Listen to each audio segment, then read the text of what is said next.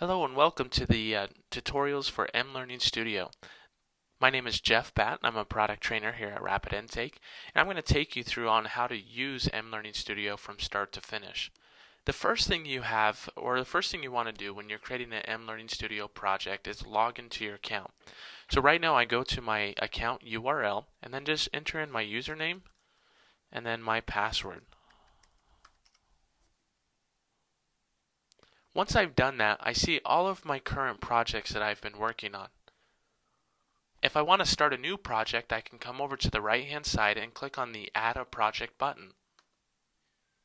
By selecting that button, it gives me two different options to start a project that's review only or start a project that's author and review. If you're going to be building the course inside of mLearning Studio, then you want to make sure that you select author and review. Now I'm going to go ahead and give it a project name. I can then assign it to a project group so I can organize it within my authoring tab a little bit better, or I can just leave it set as no group. I can now come into my project lead, select from the drop-down box of everyone in the system here, and assign a project lead. If I'm assigning someone else besides myself, I may want to notify them by selecting on the mail icon right next to the project lead name. Now I can give it a due date if needed, as well as start from an empty course or start from a course template. mLearning Studio allows you to start from a template, meaning that you can start from a page that you've already left off or have a certain amount of pages already set out that you want to always start from in all of your current or new projects. Or you can just start from a new empty course. The next step allows you to select if you're building just a Flash, a mobile, or a Flash and mobile project. Now this only applies to the ultra premium level of mLearning Studio. If you want to, you can select just mobile, or if you have just the mLearning Studio and not the ultra premium, the only option that you will see is mobile. So right now I'm going to start a Flash and mobile project and then click on Go to Next Step. As soon as I do that, it will then present me with all of my current Flash templates. Now my Flash templates is what the learner will see if they're on a desktop. So I'm going to go ahead and select one of these templates, change some of the colors if I want to, or click on Go to Next Step. Now it presents me with all of the mobile different templates that I can choose from. So I can select the template that I want to start from here, and then go ahead and click on Go to Next Step as well. Now step number 5 and the final step in creating your project is to assign other people to your project. It gives you a list of all the different reviewers, developers, managers, and administrators within your system.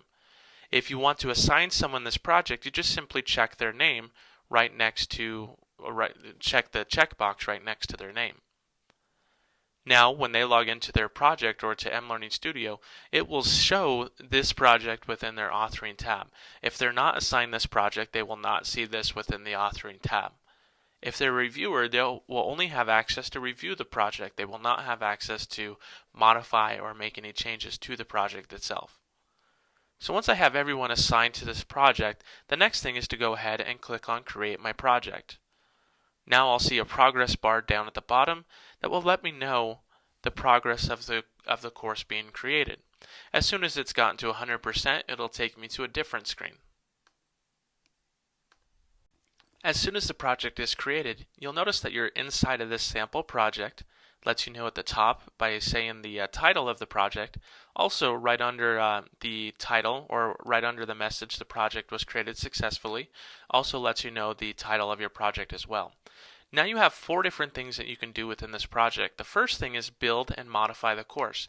This is where you start putting the course together, start adding pages, deleting pages, adding your glossary, adding the quizzes and different things like that. Then the next step is to test the course. Now you can do this yourself or you can have other people test it for you. And we'll go over this in a future tutorial, but this will allow people to leave comments and suggestions on a page-by-page basis. You can then take those comments and suggestions discussions and manage those issues that come in, filter them out, have threaded discussions going back and forth about those different issues right within mLearning Studio. The last step is once you've built it, you've tested it, you've managed it, the last step is to deploy it, to publish it to SCORM or AICC, and then to get that course over to your learning management system or over to your website. So in the next tutorials, we'll be going over each of these steps: build and modify, test the course, manage the issues, and then deploy the course.